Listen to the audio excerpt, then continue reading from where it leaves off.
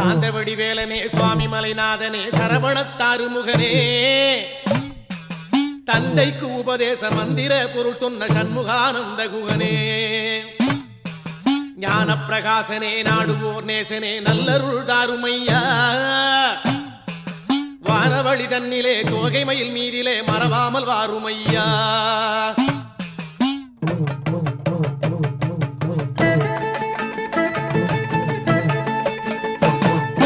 உச்சிமலை மேலே முருகா உன்னடி நம்பி வந்தோம் உச்சிமலை